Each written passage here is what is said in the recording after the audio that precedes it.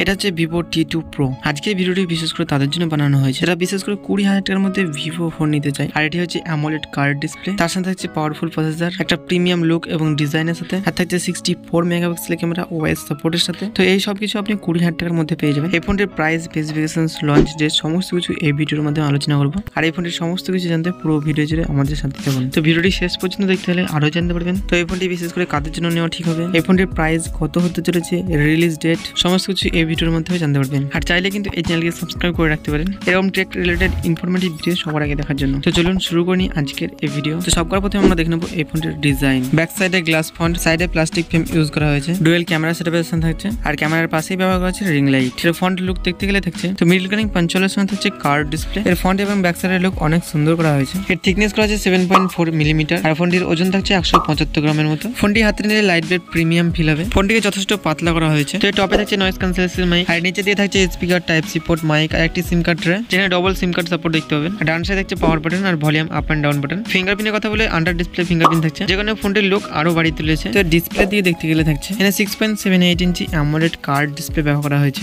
10B colour 120 hertz রিফ্রেশেস। তো এই ফোনের ডিসপ্লে কালারও যথেষ্ট ব্রাইট কালারফুল ডিসপ্লে। তো এই ফোনটির ডিসপ্লে কোয়ালিটিও বেশ ভালো। এর স্ক্রিনটি বডি থাকছে 90.4%, আর রেগুলেশন থাকছে 1080x2400 পিক্সেলস। এর পিক ব্রাইটনেস দেওয়া আছে 1300 নিটস। এই ফোনটির ব্রাইটনেসও যথেষ্ট দেওয়া আছে। আউটডোর এবং ইনডোরে আপনার ব্রাইটনেস নিয়ে তেমন কোনো সমস্যা হবে না। তো এরপরে আমরা দেখে নেবো এই ফোনটির পারফরমেন্স। অপারেটিং সিস্টেম হিসেবে থাকছে Android 13, আর এই ফোনটিতে চিপসেট ব্যবহার করা হচ্ছে MediaTek Dimensity 7200 4 ন্যানোমিটারের সাথে। তো এখানে 4 ন্যানোমিটার হয়, ব্যাটারি ব্যাকআপও ভালো দেবে। এর CPU হচ্ছে 2x2.8 GHz, জিপি হচ্ছে Mali-G 610MC4। আর এই ফোনটি দুটি ভেরিয়েন্টের সঙ্গে থাকছে 8GB RAM 128GB স্টোরেজ, আর 8GB RAM 256GB স্টোরেজ। এর স্টোরেজ টাইপ হচ্ছে UFS 2.2। PUBG, free fire, call of duty high গ্রাফিক্সের যে গেমগুলো আছে আপনি স্মুথলি প্লে করতে পারবেন। গেম প্লের সময় আপনি কোনো ধরনের হিটিং ইস্যু, ল্যাগ আর ফ্রেম ড্রপ দেখতে পাবেন না। তো যারা আন্ডার 20K এর মধ্যে একটা গেমিং ফোন দেখছেন তারা এই ফোনটি একবার দেখতে পারেন। তো এই ফোনটির গেমিং এক্সপিরিয়েন্সও ভালো ধরা যেতে পারে। তো এরপরে আমরা দেখে নেবো এই ফোনটির ক্যামেরা। এখানে ডুয়েল ক্যামেরা সেটা ব্যবহার করেছেন। প্রাইমারি লেন্স হচ্ছে 64 মেগাপিক্সেলের ওয়াইস সাপোর্টের সাথে, আর এর সাথে থাকছে 2 মেগাপিক্সেলের ডেপথ সেন্সর। তবে এখানে 2 মেগাপিক্সেলের ডেপথ সেন্সর না দিয়ে 8 মেগাপিক্সেলের আলট্রা ওয়াইড ক্যামেরা দিলে ফটোর কোয়ালিটি আর একটু বেটার হতো। তো তার সত্ত্বেও কিন্তু এখানে ক্যামেরা কোয়ালিটি বেশ ভালোই হবে।